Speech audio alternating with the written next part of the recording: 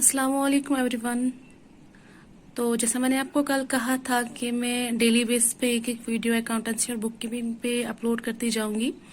तो I hope आपने वो पहला वाला वीडियो देख लिया होगा, क्योंकि इससे पहले आपका वो जानना जरूरी है कि अकाउंटिंग क्या है, उसकी बेसिक टर्म्स, फिर जाके आपको आगे प्रोसीड करना चाहिए। जिसने वो अभी तक नहीं देखा है वो पहले देख लें, फिर जाके ये दूसरा लेक्चर देख लें। तो चलिए स्टार्ट करते हैं। आज का हमारा टॉपिक जो है वो है बुक कीपिंग और अकाउंटिंग, मीन्स इनका डिफरेंस। जो बुक कीपिंग है ये प्राइमरी स्टेज है। प्राइमरी स्टेज मतलब initial phase, means initial stage, जहां पे हम चीजों को आइडेंटिफाई करते हैं। जैसे मैंने आपको कल कहा था कि आइडेंटिफाई का मतलब होता है कि आपको डिफरेंशिएट करना होता है बिजनेस और पर्सनल ट्रांजैक्शंस के बीच में, और आपको वही ट्रांजैक्शंस नोट करनी है जो कि आपके बिजनेस के रिलेटेड है, ना कि आप जो अपने पर्सनल यूज के लिए ट्रांजैक्शंस कर रहे हो। फिर ऑब्वियसली जब आप किसी चीज का बिजनेस ओपन करते हो, स्टार्ट करते हो, तो उसका कोई मनी वैल्यू होता है, उसी को आप मेजरिंग कहते हो। क्योंकि विदाउट मनी वैल्यू आप कोई बिजनेस ओपन नहीं करते, ना तो आपको फिर उसमें प्रॉफिट ना तो लॉस, तो आप किस लिए बिजनेस खोलोगे। तभी जिस चीज का आप बिजनेस कर रहे हो उसको कोई मनी वैल्यू होना चाहिए। और फिर उसी चीजों को, ट्रांजैक्शंस को जो हम अपने बिजनेस के लिए करते हैं, फाइनेंशियल ट्रांजैक्शंस, उनको हम रिकॉर्ड करते हैं एक बुक पे, जिसको मैंने आपको कहा था कल की जर्नल कहते हैं। वो पूरी जितनी भी ट्रांजैक्शन आप टोटल ट्रांजैक्शंस करते हैं वो सब हम रिकॉर्ड करते हैं उस बुक पे, जिसको हम जर्नल कहते हैं। और उन्हीं रिकॉर्डिंग्स को क्लासिफाई करके, ग्रुपिंग करके हम फिर एक दूसरी बुक पे लिखते हैं, जिसको हम क्या कहते हैं, लेजर। मीन्स जो बुक कीपिंग है ये पहला स्टेज है, इनिशियल स्टेज है, प्राइमरी स्टेज है, जहां पे हम चीजों को आइडेंटिफाई, मेजर और रिकॉर्ड और क्लासिफाई करते हैं। ठीक है। फिर आता है जो अकाउंटिंग है, वो सेकेंडरी स्टेज है, जहां पे हम चीजों को समराइज करते हैं, टोटल करते हैं, फिर उसको एनालाइज करते हैं कि कितना प्रॉफिट, कितना लॉस, क्या हुआ, और फिर उनको हम कम्युनिकेट करते हैं अपने एम्प्लॉयज के साथ और अपने पब्लिक के साथ करते हैं, वो गवर्नमेंट के साथ करते हैं। तो जो बुक कीपिंग का काम है ये हमारा जो जूनियर स्टाफ होता है वो करते हैं, जैसे क्लर्क्स वगैरह हैं, बुक कीपिंग का काम वो करते हैं। और जो अकाउंटिंग है वो सीनियर स्टाफ करता है, क्योंकि उसके लिए एक्सपर्ट्स होना जरूरी होता है। फिर आता है बुक कीपिंग की रोजमर्रा, जैसे मैंने आपको कहा कि इसमें इनिशियल फेज है, तो जितनी भी डेली बेस पे रिकॉर्डिंग्स होती हैं, ट्रांजैक्शंस होती हैं, एज रूटीन होती हैं। तो इसके लिए जो काम करता है वो जूनियर स्टाफ करता है, और ये बुक कीपिंग में आता है। और एनालिटिकल मीन्स जो एक कुछ पर्टिकुलर टाइम के बाद समराइज किया जाता है, चीजों को एनालाइज किया जाता है, कम्युनिकेट किया जाता है, तो ये सेकेंडरी स्टेज में आता है, यानी कि अकाउंटिंग में आता है। तो अब आपको पता चल गया होगा कि बुक कीपिंग और अकाउंटिंग में क्या डिफरेंस है। बुक कीपिंग प्राइमरी स्टेज है और अकाउंटिंग सेकेंडरी स्टेज है। और जो बुक कीपिंग का काम है वो जूनियर स्टाफ करता है, और जो अकाउंटिंग का काम है वो सीनियर स्टाफ करता है। और जो बुक कीपिंग का काम है वो एज रूटीन होता है, तो डेली बेस पे होता है। और जो अकाउंटिंग है ये एनालिटिकल है, और ये कुछ पर्टिकुलर टाइम रखा जाता है, उसके बाद उसको समराइज, एनालाइज और कम्युनिकेट किया जाता है। फिर आते हैं हम अकाउंटिंग की ब्रांच पे। तो पहले स्टार्ट करते हैं, जो 3 ब्रांच हैं। एक है फाइनेंशियल अकाउंटिंग, दूसरा है कॉस्ट अकाउंटिंग, तीसरा है मैनेजमेंट अकाउंटिंग। मतलब जो अकाउंटिंग की ब्रांच है बेसिकली जो वो कितनी है, वो 3 है। अकाउंटिंग में कितनी ब्रांच है, एक तो फाइनेंशियल अकाउंटिंग है, दूसरा कॉस्ट अकाउंटिंग है, और तीसरा मैनेजमेंट अकाउंटिंग है। तो फाइनेंशियल अकाउंटिंग क्या होती है?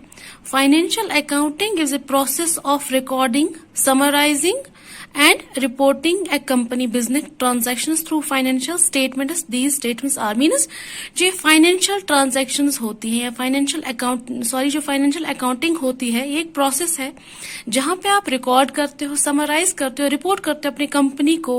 कुछ फाइनेंशियल स्टेटमेंट्स बनाई जाती हैं, जिसके थ्रू आप अपने प्रॉफिट लॉस वगैरह चेक करते हो। उन फाइनेंशियल स्टेटमेंट्स, पहला है जो इनकम स्टेटमेंट होती है, बैलेंस शीट होती है, कैश फ्लो स्टेटमेंट होती है, स्टेटमेंट ऑफ रिटेन्ड अर्निंग्स होती है। मींस फाइनेंशियल अकाउंटिंग एक प्रोसेस है जहां पे आप रिकॉर्ड, समराइज और रिपोर्ट करते हो अपनी कंपनी को, जो ट्रांजैक्शन आपने की है, बिजनेस ट्रांजैक्शन, कुछ फाइनेंशियल स्टेटमेंट्स के थ्रू, जिनमें से वो स्टेट्स पहले है income statement, balance sheet, cash flow statement और स्टेटमेंट ऑफ रिटेन्ड अर्निंग्स। फिर उसके बाद आता है कॉस्ट अकाउंटिंग।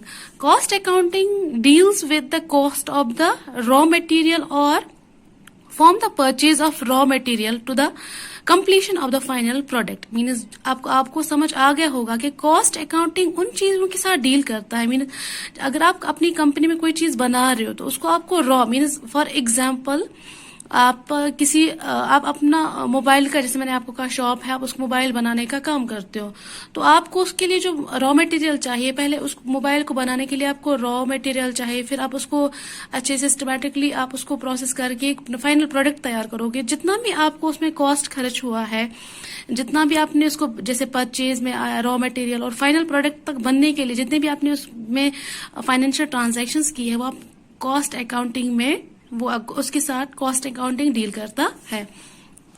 फिर आता है मैनेजमेंट अकाउंटिंग। मैनेजमेंट अकाउंटिंग क्या है? मैनेजमेंट, जैसे मैंने आपको कहा कि मैनेजमेंट सीधे मैनेजर्स जो डिसीजन लिए जाते हैं वो मैनेजमेंट के थ्रू लिए जाते हैं।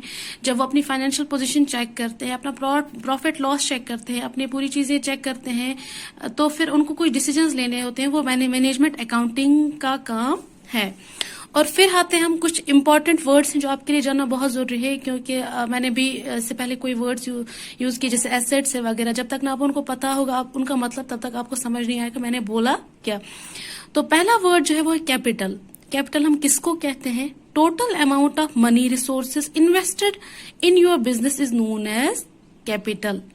जितने भी आप रिसोर्सेज यूज करते हो अपने बिजनेस को बनाने में, उसी को आप कैपिटल कहते हो। अब रिसोर्स से मेरा मतलब है, फॉर एग्जांपल आपने अपनी शॉप खरीदी, ठीक है, पहले आपने शॉप खरीदी, फिर आप उसके लिए फर्नीचर लाया, फिर आपने उसके लिए परचेज किया, प्रोडक्ट्स लाए, फिर आपने सेल की वगैरह, जितनी भी आप ट्रांजेक्शन अपने उस पूरे बिजनेस को चलाने में करते हो, उनको टोटल ट्रांजेक्शन्स को और उतने टोटल रिसोर्सेज को जो आपने उसमें इन्वेस्ट किए हैं उन्हीं को आप कैपिटल कहते हो। फॉर एग्जाम्पल राम ने एक शॉप ओपन की, जो उसको उसमें कैश लगा, फर्नीचर लगा, स्टॉक लगा, जितना भी उसको टोटल अमाउंट ऑफ मनी है उसी को आप क्या कहते हो?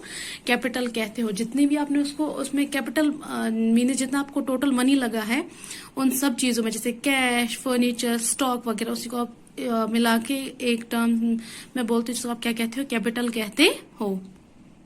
फिर है drawings. Withdrawing of money from your business for your personal use is called as drawings. वो वाली पैसा जो आप अपने खर्चे के लिए निकालते हैं अपने बिजनेस में से, जैसे आप उधार फॉर एग्जांपल लेते हैं अपने बिजनेस में, आपने फोन अपने लिए लाया, तो वो क्या है? वो एक ड्राइंग है। आप अपने पर्सनल यूज के लिए अपने बिजनेस में से कुछ मनी या कोई प्रोडक्ट या वगैरह अपने यूज के लिए निकालते हो, उसी को आप क्या कहते हो? ड्राइंग्स कहते हो। फिर assets, individual names of resources used for long term are known as assets और separately known as assets. Means asset, जैसे मैंने आपको कहा कैपिटल है ना, उसी को अगर आप अलग अलग करो, फर्नीचर को अलग बोलो, कैश, स्टॉक वगैरह, इन्हीं को आप इंडिविजुअल या सेपरेटली इनको आप क्या कहते हो? एसेट्स कहते हो। जैसे लैंड है, बिल्डिंग है, मशीन है, जो आप लॉन्ग रन के लिए यूज करते हो। मीन्स आपने जो कंपनी या कोई शॉप या वगैरह जहां पे आप अपने बिजनेस के लिए आप डीलिंग करते हो, तो जो आप लॉन्ग टर्म के लिए रिसोर्सेज यूज करते हो उन्हीं को आप क्या कहते हो? एसेट्स कहते वो। जैसे कैश है, फर्नीचर है, स्टॉक है, और इन्हीं एसेट्स को कलेक्टिवली कहा जाता है कैपिटल। फिर आते हैं हम लाइबिलिटीज पे। Liabilities are the obligations to pay some time in future.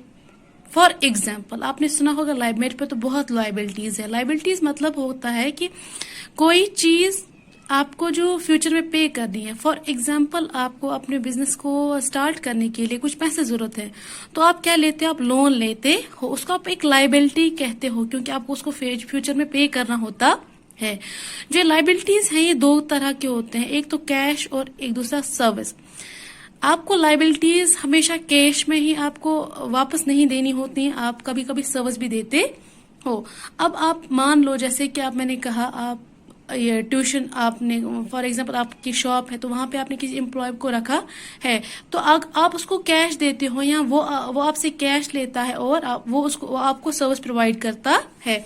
Means liabilities दो तरह की होती हैं, एक तो आप कैश में बाय कैश लेते हो या तो सर्विस लेते हो, ठीक है।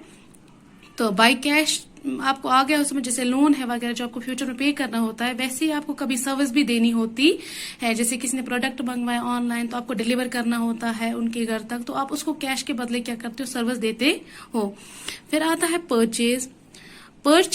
मतलब क्या होता है, anything which are buying for the purpose of business only are known as purchase. जो भी चीज आप सिर्फ अपने बिजनेस के पर्पज से लेते हो उसी को आप क्या कहते हो, परचेज कहते हो। जो भी चीज आप बाई करते हो अपने बिजनेस के लिए, सिर्फ बिजनेस के लिए, उसी को आप क्या कहते हो, परचेज कहते हो। ठीक है, आई होप आपको ये सब टर्म्स अच्छे से याद हो गई होंगी कि इनका क्या मतलब है, जो कि आपको आने वाले वक्त में बहुत सारी जगहों पे यूज किए जाएंगे। तो आपके लिए आई होप आपको प्रॉब्लम नहीं होगी अब इन चीजों को समझने के लिए, टर्म्स को समझने के लिए, इन वर्ड्स को समझने के लिए। तो शुक्रिया आपका ये वीडियो देखने के लिए, और अगर आपको अच्छा लगा हो और आपको पसंद आया और आपको समझ आया तो प्लीज लाइक, शेयर और सब्सक्राइब करना ना भूलें।